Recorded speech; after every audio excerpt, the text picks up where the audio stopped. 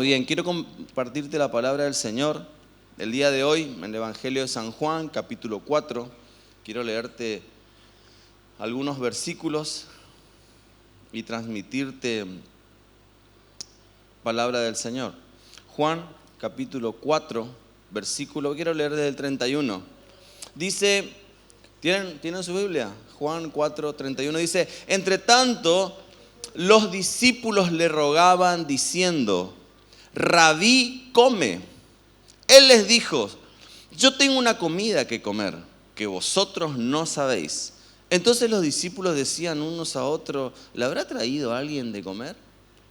Jesús les dijo: mi comida es que haga la voluntad del que me envió y que acabe su obra.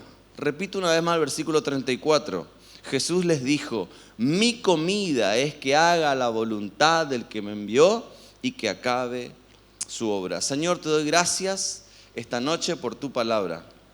No la bendigo porque ella es bendita por siempre, pero sí oro, Señor, para que el día de hoy pueda inspirarnos, pueda atravesar aún nuestro espíritu, nuestro corazón.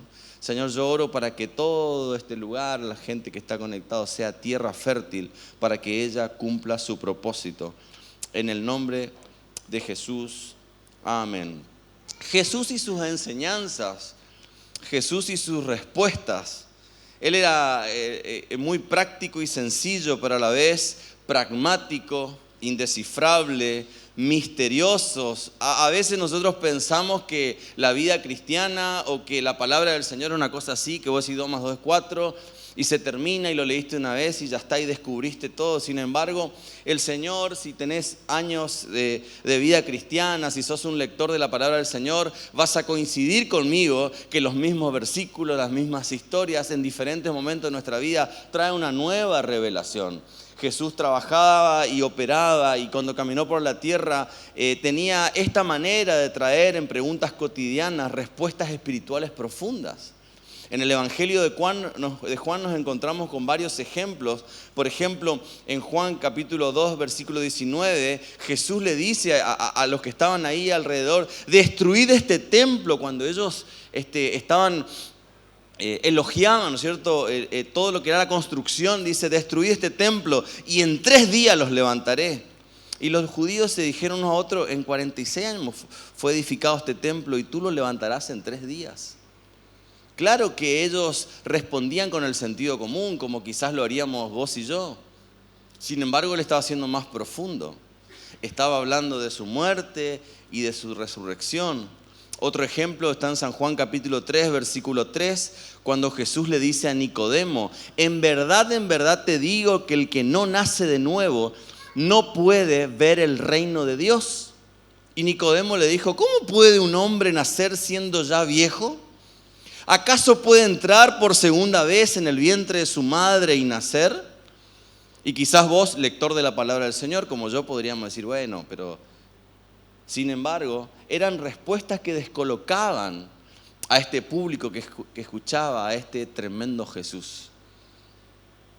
En el tercer ejemplo del Evangelio de Juan nos encontramos en este capítulo 4, tremendo. Yo estoy tomando algunos versículos, pero cuando vos lees todo el capítulo 4 de San Juan, vas a encontrar grandes riquezas.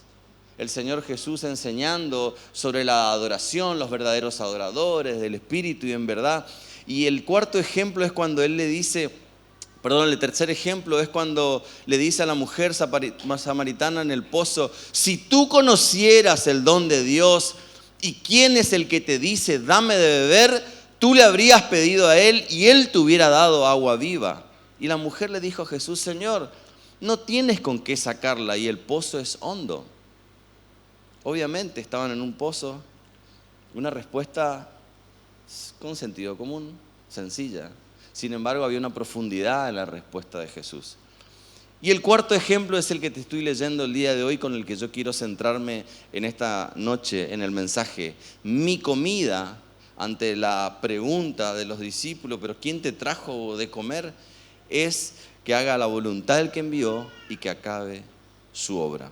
Hoy quiero hablarte del alimento espiritual, porque Jesús fue contundente en las respuestas. Claro que tenía hambre. Claro que seguramente la situación, el horario, según dicen los teólogos, era el horario de mucho calor y donde normalmente ellos comían, se habían ido a buscar alimento. Y cuando ellos vienen quizás con esa emoción, ¿viste cuando te pinchan el globo? Pero había una enseñanza más profunda. Por eso cuando uno piensa en el alimento, en el plano físico, los que vencen las competencias deportivas son aquellos que se alimentan bien y se entrenan bien. ¿Cuántos coinciden conmigo? Cuando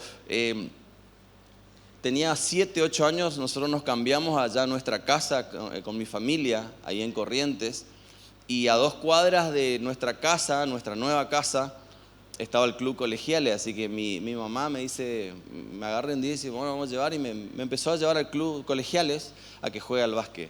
Y bueno, empecé yo y me empezó a gustar, la verdad, y empecé a aprender, y bueno, un grupo de amigos, y aparentemente andaba bien, jugaba bien. Fui creciendo y por cuestiones de logística, por el colegio donde yo iba, la iglesia, y todo, me cambiaron de club y fui a jugar al Club Córdoba, en el centro de Corrientes, quedaba bien ahí en el centro. Y se nota que fui jugando mejor.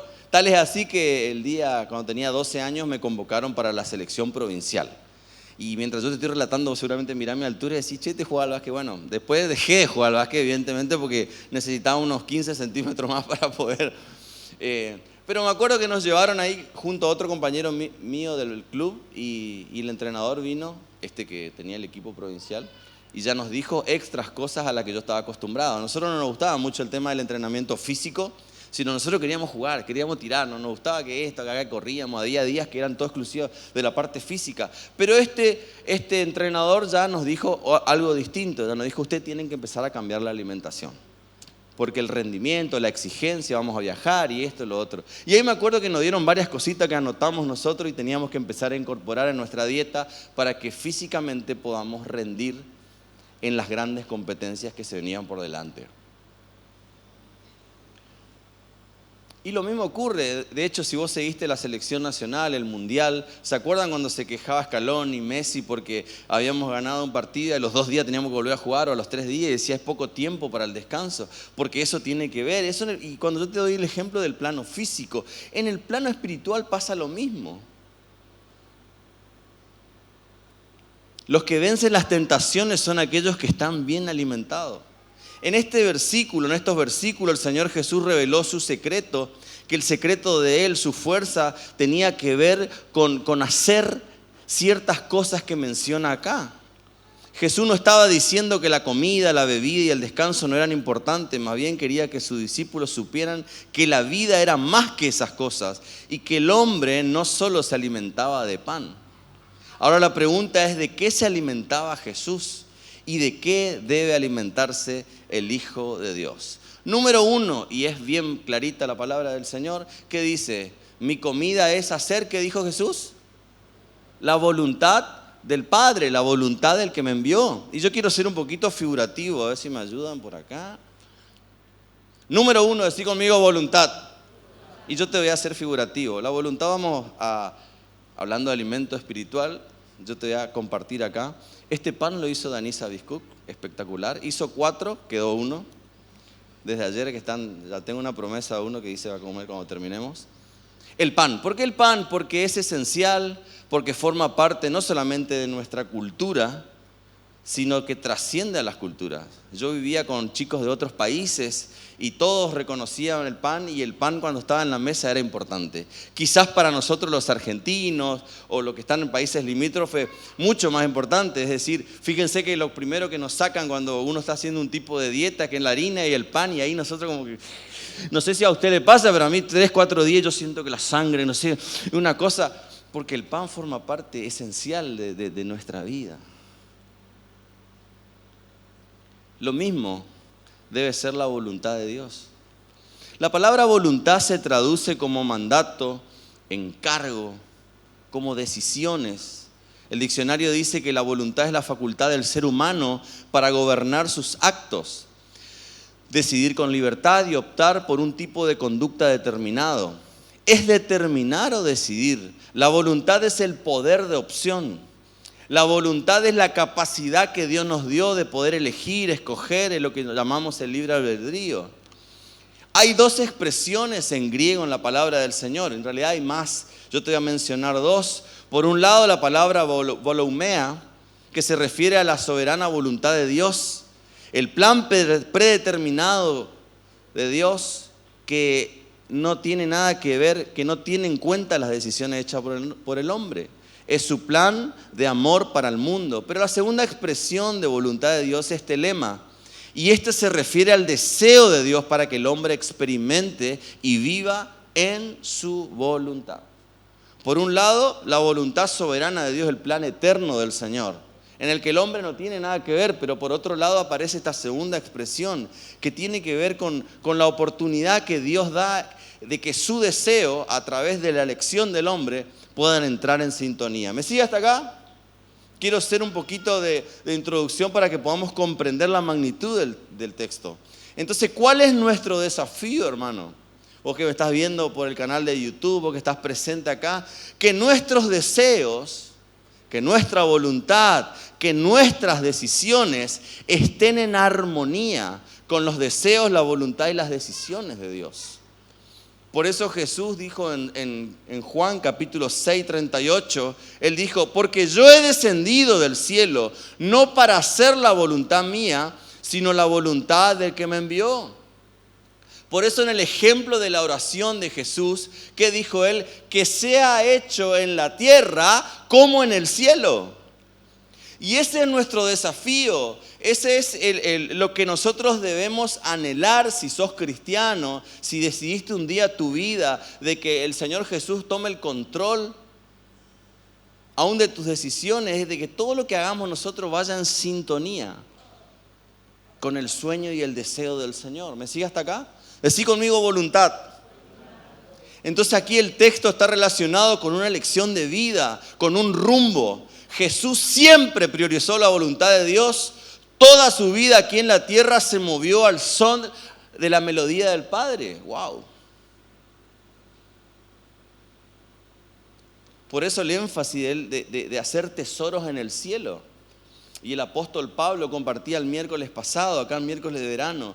El apóstol Pablo fue tan clarito cuando nos decía que no mirando nosotros las cosas que se ven, sino las cosas que no se ven, pues las cosas que se ven son temporales, pero las que no se ven son eternas. Nuestra vida gira en función de nuestras prioridades, nuestra agenda. Unas son más importantes que otras, pero si hay algo que debe tener mayor peso en la vida del creyente, es hacer la voluntad de Dios. Hace un ratito hablaba con el pastor Samuel y él me decía algo y lo anoté. Lo más triste es que nos vaya bien en algo que Dios no nos llamó a hacer. Y escuchá esto y quiero esta perlita. El peor fracaso en la vida es tener éxito, escuchá esto, en aquello que no importa en la eternidad. A veces tardamos años en darnos cuenta. Quizás llegás a una cierta edad y decís, invertí tanto, gasté tanto, junté tanto para después gastarlo en una enfermedad, en algo que... Ocupate de la eternidad, ocupate de las cosas que trascienden a lo efímero, a lo superfluo. Por eso nuestro desafío es amar la voluntad de Dios. El rey David, en uno de sus salmos, el Salmo 48 dice, me complace hacer tu voluntad, Dios mío, pues tus enseñanzas están escritas en mi corazón. ¡Wow! ¡Qué profundo! A pesar de las dificultades y las presiones que tuvo en la vida, a David le encantaba hacer la voluntad de Dios. Por eso en el momento de la confrontación, en el momento más oscuro de su vida, que él dijo, Señor, sácame todo, pero no quites de mí tu Santo Espíritu. Será por ello que el Señor dice que era un hombre conforme a su corazón, porque su corazón latía lo que latía el corazón del Padre. Y pareciera tan lejano lo que yo te estoy quizás tratando de transmitir el día de hoy, pero quiero decirte, Dios es un Dios cercano y un Dios personal. Y yo hoy te animo y te desafío a que puedas buscar conocer la voluntad de Dios para tu vida. Ahora, Dios es un caballero, Él no te va a forzar. Él te va a ayudar, Él te va a inspirar, va a permitir circunstancias para atraerte. ¿Cuántas veces nos encontramos en esos benditos desiertos y rápidamente sabes que es Dios que te metió ahí para trabajar tu corazón? Y lo único que está buscando es poder atraerte hacia Él. Benditos desiertos, traducidos en enfermedades, en crisis, en traiciones, en deudas, en un montón de circunstancias, soledad. Pero si vos dejás que Dios obre en tu vida, yo te puedo garantizar que vas a vivir lo que dice el apóstol en Romanos, la buena voluntad de Dios, agradable y perfecta. ¿Cuánto dicen amén? Tu silencio dice mucho. La voluntad de Dios es una elección libre y voluntaria de la persona de actuar conforme a lo que Dios pensó y en su misma causa. La voluntad de Dios, como te decía recién en Romanos 12:2, dice, te voy a leer en otra versión, dice, ¡hey! No imiten las conductas ni las costumbres de este mundo. Guarda, Más bien dejen que Dios los transforme en personas nuevas al cambiarle la manera de pensar. Hay otra versión que dice, cambia tu manera de pensar para que así cambie tu manera de vivir. Y termina diciendo el texto, entonces, decí conmigo entonces, cuando fuiste rechipeado, entonces aprenderán a conocer, dice, la voluntad de Dios para ustedes, las cuales es, decí conmigo, buena, agradable y perfecta. La voluntad de Dios entonces es buena, agradable y perfecta. Parafraseando la definición, podemos decir que la decisión de Dios, el encargo de Dios, el mandato de Dios sobre ustedes, sobre nosotros, es bueno, agradable y perfecto. No tiene errores. Dios no se equivoca. A un paréntesis, Dios no hace basura. Dios te hizo a vos. Y el apóstol me gusta, dice que somos hechura suya, somos su poema. No te compares. No vivas la vida de otro.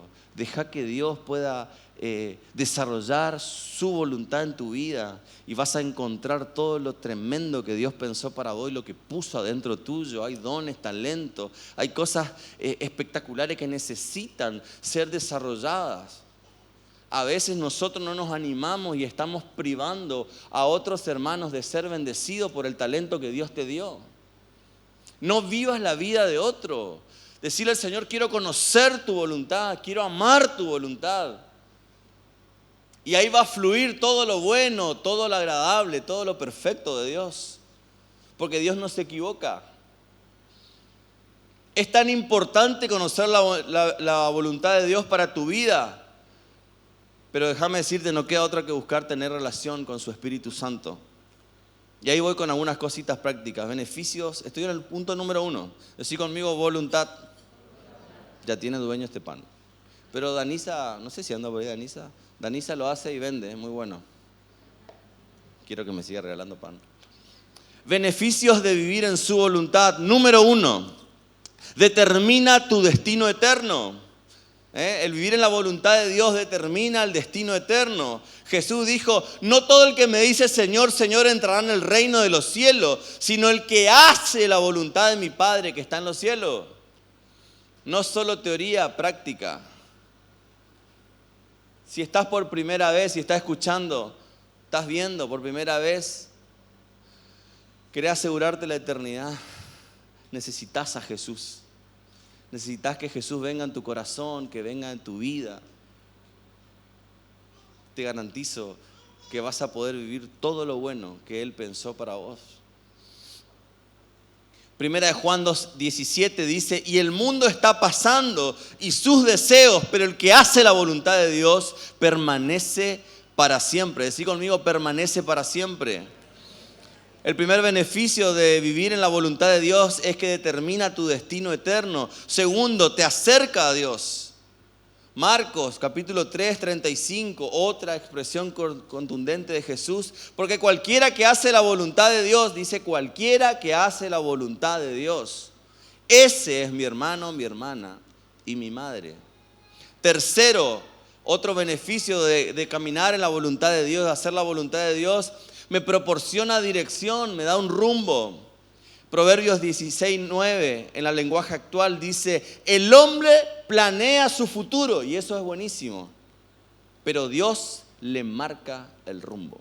Otra versión dice, Dios endereza sus veredas, Dios endereza sus pasos. Qué buenísimo tener semáforos, el Espíritu de Dios guiándote, mostrándote de manera clara. Cuarto, otro beneficio, trae revelación. Y podría seguir dándote otros beneficios más. Pero qué importante, determina tu destino, me acerca a Dios, me proporciona dirección, trae revelación. Decí conmigo, debo conocer la voluntad de Dios. Dale, levanta tu mano así conmigo y decí, debo conocer la voluntad de Dios. Dale, ahí despertate, al de al lado decirle, debo conocer la voluntad de Dios. Ahí buscate un cómplice y acusarle a alguien también. Muy bien, número 1, entonces, ¿de qué se alimentaba Jesús? De la voluntad de Dios. Y lo segundo, el texto bíblico dice, el versículo 34, dice el hacer su voluntad y dice que acabe su obra. La PDT dice en el versículo 34, estaré satisfecho cuando termine el trabajo que el Señor me dio. Vamos a ser figurativo también, alimento espiritual. Segundo, la leche.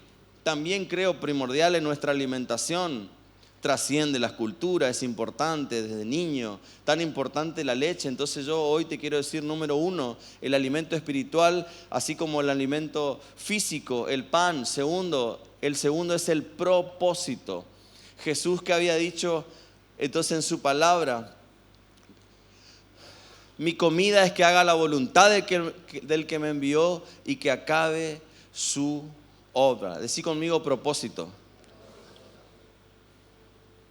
El propósito también se traduce como un plan deliberado, como un plan anticipado, como un destino, un proyecto, una aspiración, una misión.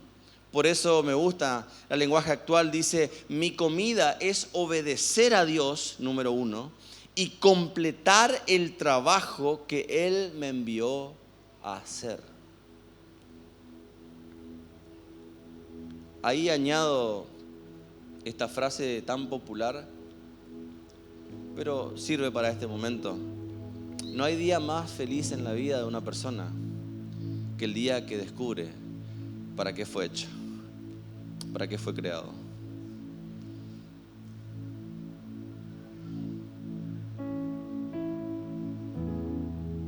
Eso se llama plenitud. Vas a ser pleno el día que conozcas la voluntad de Dios para tu vida y empieces a caminar en ella. Yo siempre sueño que nosotros, sus hijos, podamos unir la vocación, la profesión y el llamado. Esas 3 cosas articuladas. Algunas estadísticas dicen que el 70% de las personas infelices tienen que ver porque no conectaron con la razón de ser de su vida. No se enamoraron de un proyecto. Yo me acuerdo cuando me enamoré de Kichi, no habían cuadras. Quédate conmigo, me decía, y yo perdía el cole. Sabía que tenía 30 cuadras, pero no me quedaba. ¿Me vas a venir a ver? Yo vivía en Corrientes, ella en Villa Ángela. Si pagaba el pasaje colectivo, no tenía plata para sacarle. Entonces iba a dedo. Y así te puedo contar muchas historias, porque encontraste algo que te empuja, algo que te mueve.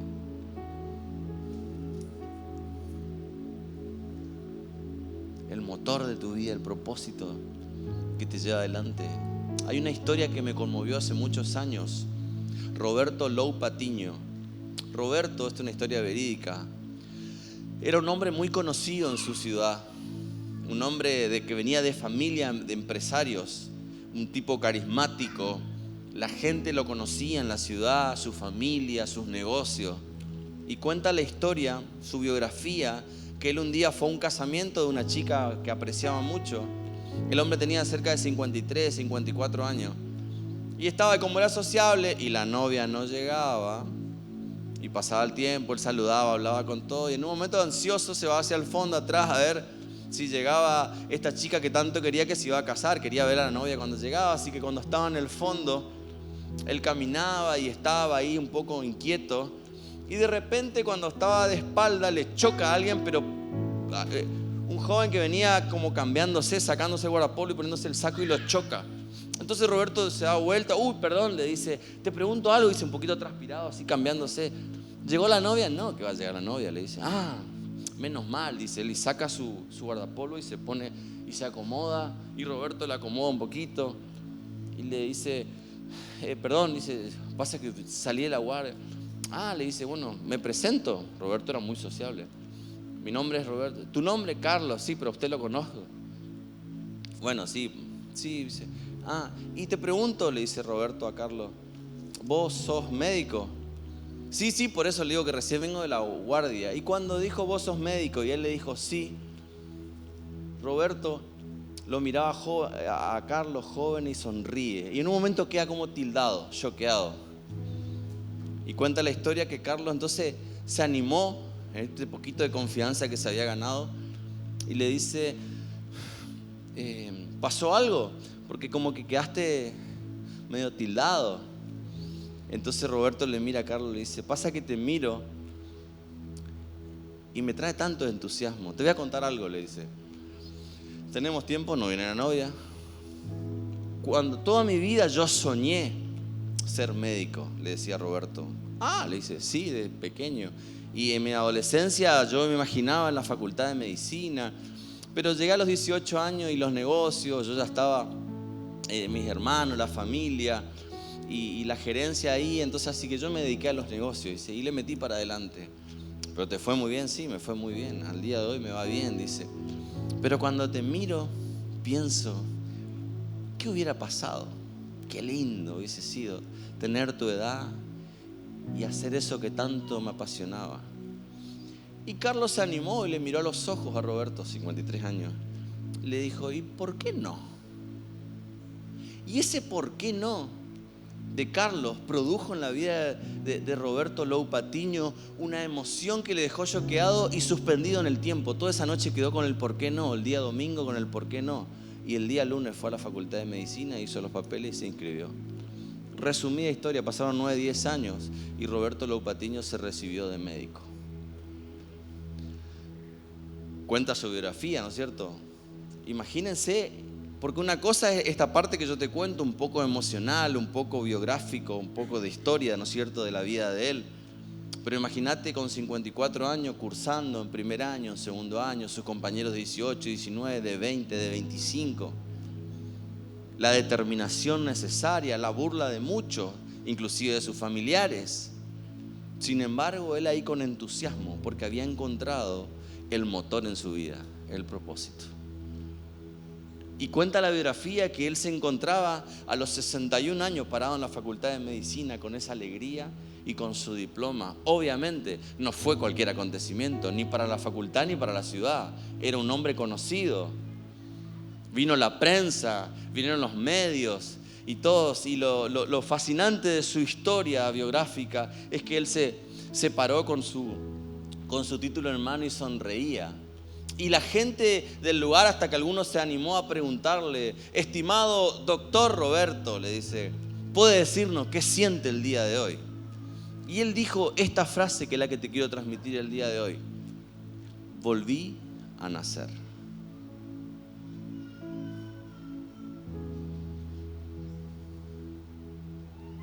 Porque eso ocurre cuando vos te conectás con un sentido de propósito. Ahora, cuanto ese sentido de urgencia, de propósito, es un propósito eterno, que trasciende a una simple realización personal y tiene que ver con la eternidad, tiene que ver con las futuras generaciones, porque hay una generación que te está esperando. Por eso dice la Biblia que el mundo entero está esperando la manifestación de los hijos de Dios. Los que no viven el plan A o su propósito se frustran. Cuando tenés propósito en la vida, no tenés miedo a la circunstancia, porque sabés que no te vas a morir hasta que se cumpla el plan eterno de Dios. ¿Cuántos dicen amén? Porque David no tuvo miedo a Goliat. No solamente por el arrojo que él tenía, sino porque él había sido ungido para ser el rey de Israel. Sabía que había mucho camino por delante. Por eso, si te animás a creerle a Dios, vas a hacer cosas insólitas y Dios te va a respaldar.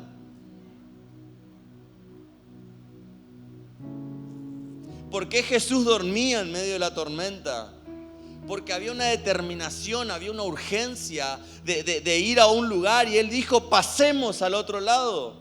Sabía que había algo más de parte del Padre, había que acabar su obra.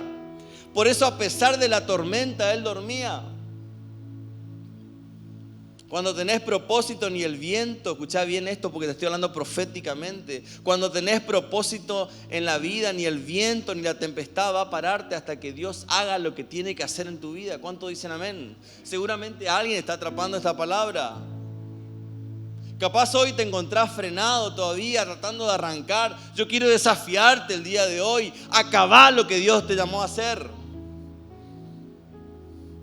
Te pido el día de hoy, no te desenfoques de lo que Dios te llamó a hacer. Jesús encontraba la satisfacción no solamente iniciando la obra de Dios, sino él sabía que debía acabarlo. Siempre supo que la razón por la cual había venido a esta tierra era cumplir la voluntad de Dios y completar la obra que Dios le había encomendado. Cuando era niño, 12, 13 años, se había perdido, su padre le buscaban, y él le responde en Lucas 2:49, fascinante: ¿por qué me buscáis?, dijo él. ¿No sabías que en los negocios de mi padre me es necesario estar? Cuando fue tentado en el desierto, en el último día de ayuno, respondió a Satanás: escrito está, no solo de pan vivirá el hombre, sino de toda palabra de Dios. Hasta el último día en su vida terrenal, él se ocupó de completar la obra que Dios le había mandado. Cuando él dijo consumado es, la expresión original tiene que ver con tarea cumplida.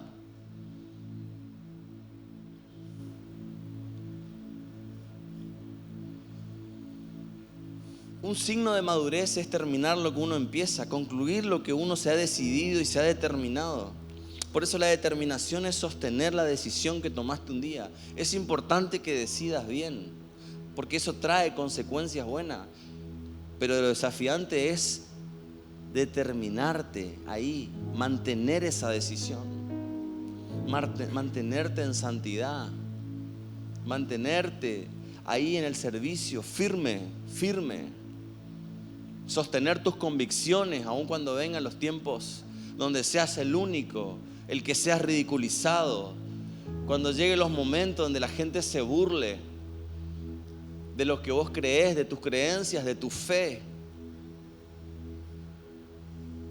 Siempre que me acuerdo de esa chica, adolescente, 15 años, se acerca un día a Kichi a mí cuando trabajamos ahí en Corrientes con los adolescentes y me dice: estoy cansada de que se burlen en la escuela, se me burlan. Y el otro día yo dije que era virgen y se me reían todas.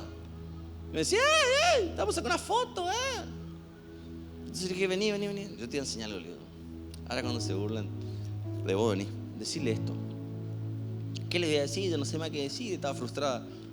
Decirle: donde yo estoy, donde vos estás, donde vos estás, yo podría estar si quisiera.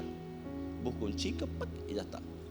Ahora donde yo estoy, ustedes ya no pueden estar. Y después salí a correr porque te van a... Venía contenta de eso. Me gustó esto de sostener mis convicciones, decía ella. Decí conmigo: propósito. La oración de Jesús en Juan 17:4, voy terminando. Yo te glorifiqué en la tierra, habiendo terminado la obra que me diste que hiciera. Qué linda que esa fuera nuestra oración, ¿no es cierto? Un día cuando estemos delante del Señor, decirle: Señor, me costó, pero yo te glorifiqué en la tierra. Me costó llegar al altar, me costó lágrimas, entender tu voluntad, amar tu voluntad. Me costó lágrimas, tal cosa, pero acá estoy, Señor. No dejes por la mitad lo que Dios te llamó a hacer. No dejes por la mitad lo que Dios te llamó a hacer.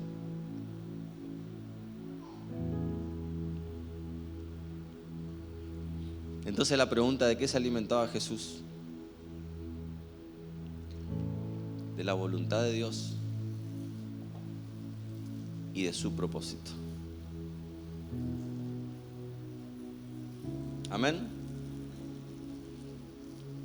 Fanny Crosby escribió esta frase: el futuro no está determinado por la condición de tu nacimiento, sino por el propósito de Dios. ¿Quién fue Fanny Crosby? Fanny Crosby nació en 1820. Fue una de las mayores compositoras de los himnos y de poesías cristianas en la historia. Escribió 8.000 textos cristianos entre poesía y canciones. Pequeño detalle: Fanny Crosby a las 6 semanas de haber nacido, por una falla técnica, por una mala praxis, quedó ciega. Sin embargo, se encontró con el Señor cuando tenía 6 años. Y a partir de ahí, su amor por cumplir la voluntad de Dios y por agradarle, la llevó a escribir las mejores canciones y poesías de la literatura y del himnario cristiano. 8.000 de ellas son de su autoría. Cuando estaba en el colegio, un día sus compañeros, de manera graciosa,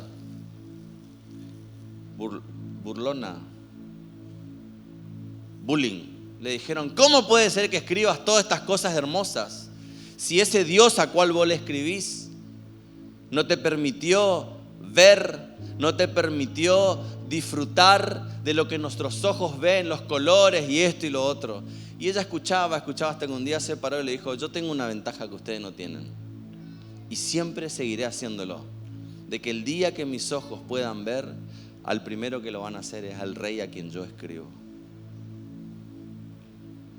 Y ella escribió esto: tu futuro no está determinado por la condición de tu nacimiento, sino por el propósito de Dios. ¿Cuánto dicen amén? Voluntad y propósito.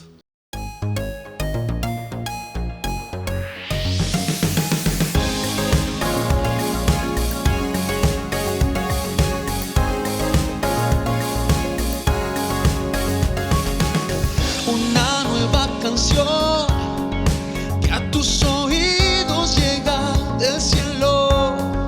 Es una calma que siente tu ser.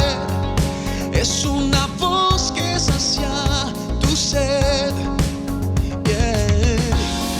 Este es el momento, no mires atrás. Puedes